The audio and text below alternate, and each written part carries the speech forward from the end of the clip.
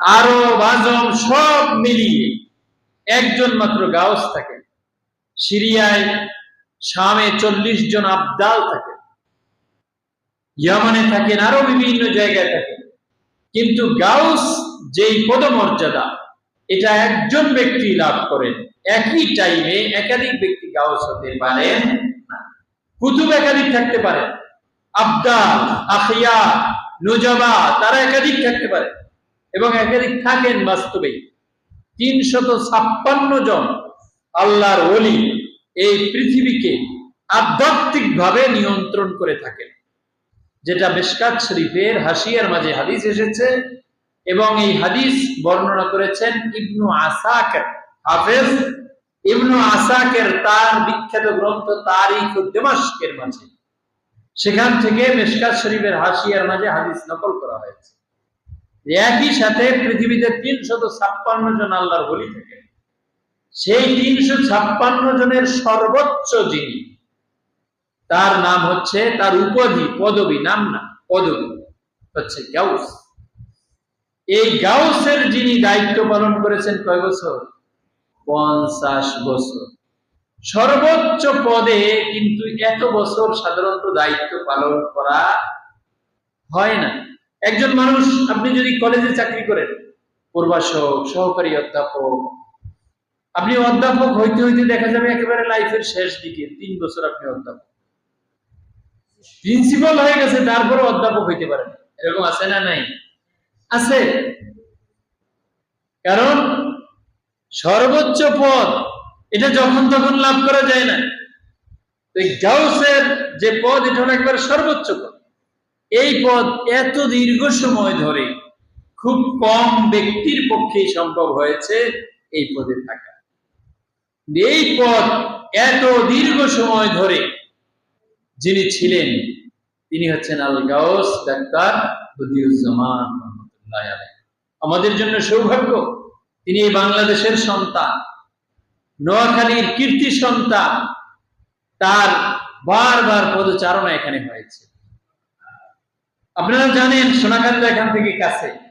সোনাকান্দার যিনি মরহুমে আউয়াল আব্দুর রহমান হানাফি রহমতুল্লাহ আলাইহি, তিনি আল গাউস ডাক্তার বদিউজ্জামান রহমতুল্লাহ আলাইহি বলতেন রকেট পীর।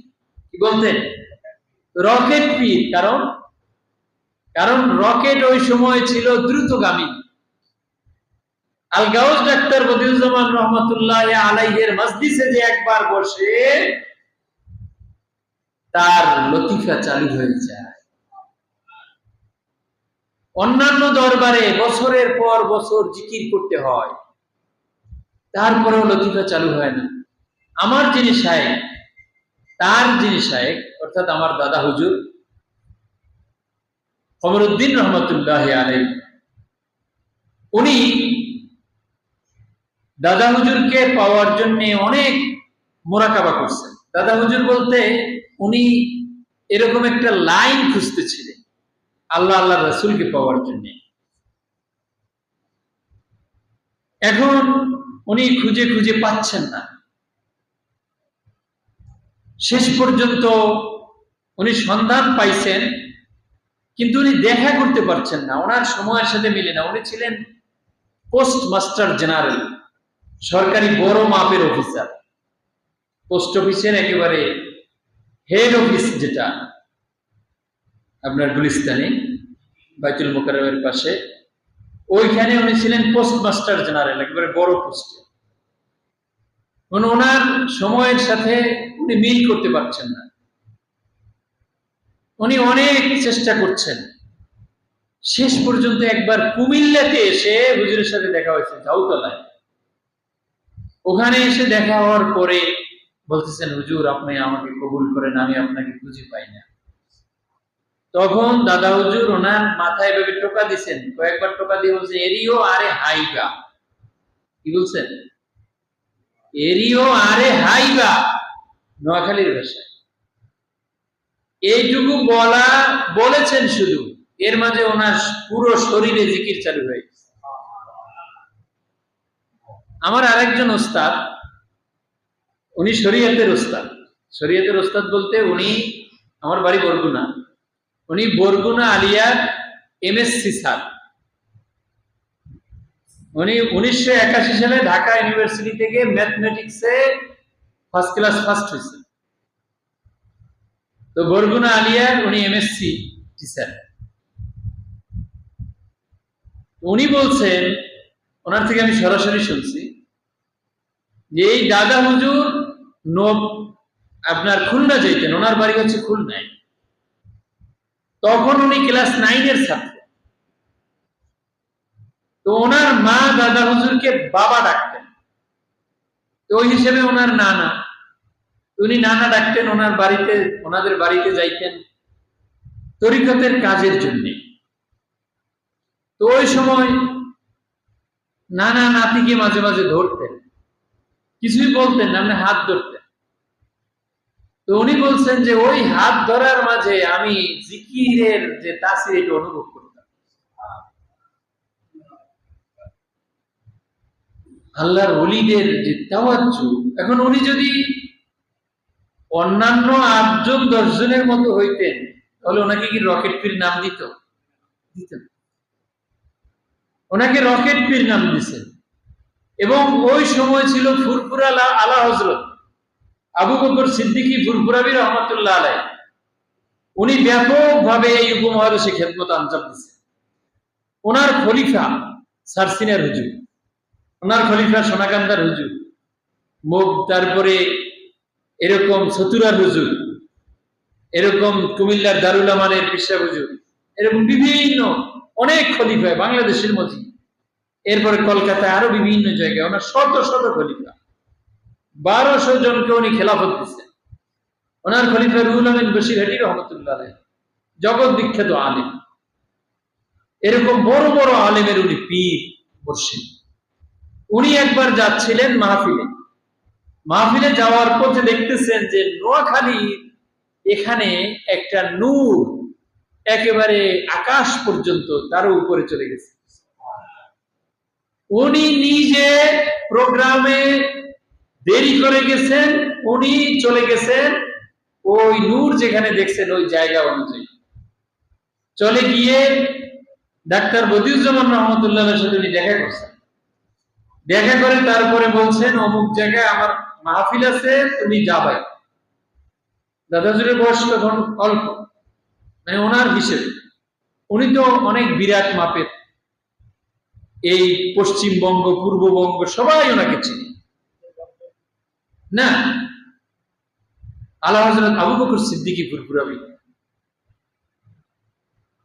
উনি ওনাকে বলে দিলেন যে আগামীকাল অমুক জায়গায় আমার প্রোগ্রাম, সেখানে যাবে। দাদা হুজুর উনি খুবই বিনয়ী ছিলেন, আলেমদেরকে খুব সম্মান করতেন। উনি চলে গেলেন মাহফিলে। যখন ফুরফুরার হুজুর দেখলেন উনি আসছেন, বললেন যে এই তোমরা জায়গা করে দাও, ওনাকে আসতে দাও। যখন উনি স্টেজে গেলেন, ওনাকে সবার সামনে খুব সম্মানের সাথে বসাইলেন এবং তাকে সেখানে আপ্যায়নের ব্যবস্থা করলেন, সাথে ওনাকে খেলাফত দিয়ে দিলেন। একটা হচ্ছে সাথে থেকে তরিকা চর্চা করে খেলাফত পাওয়া, আর একটা হচ্ছে নিজে এসে ডেকে নিয়ে খলিফা বানানো। দুটো কি সমান? আল্লাহু ইয়াজতাবি ইলাইহি মান ইয়াশা ওয়া ইয়াহদি ইলাইহি মান ইউনিব।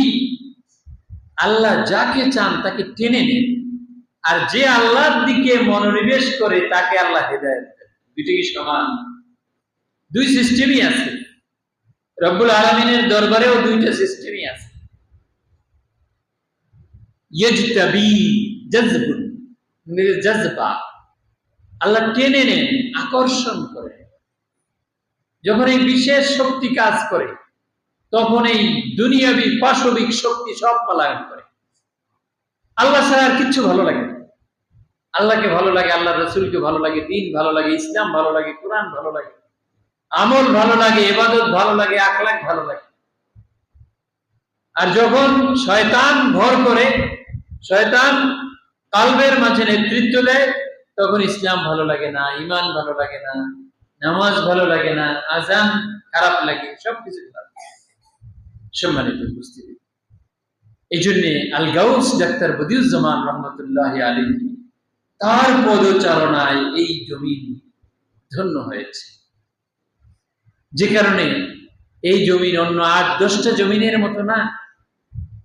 যেই জমিনে আল্লাহর ওলিদের পদচারণা হয়, ওই জমিন অন্য জমিনের উপরে গর্ব করে, অহংকার করে যে আমি তোমার মতো না, আমার উপরে আল্লাহর ওলি কদম করেছে। সে নিজেকে ধন্য মনে করে, সে গর্ববোধ করে। এই জমিন আল্লাহর ওলির পদচারণায় ধন্য হয়েছে এবং তার সোহবতে ধন্য হয়েছেন মরহুম মুখলিসুর রহমান রহমতুল্লাহ আলাইহি, তার খলিফা, এবং তিনি এই জমিনকে আবাদ করেছেন। সম্মানিত উপস্থিতি, সুতরাং আমরা এই মাহফিলে আসতে পেরে নিজেকে ধন্য মনে করছি, নিজেদেরকে সৌভাগ্যবান মনে করছি। যদিও আমরা তাদেরকে পাই নাই, কিন্তু তাদের পদচারণা তো রয়ে গেছে। আল্লাহ সুবহানাহু ওয়া তাআলা তাদের সেই ফুয়ুজাত এবং তাদের তাওয়াজ্জু আমাদেরকে লাভ করবার তৌফিক প্রদান করুন, আমিন। সম্মানিত উপস্থিতি, আমরা যা বলছিলাম যে আল্লাহ সুবহানাহু ওয়া তাআলা 2 রকম ইলম দান করেছেন।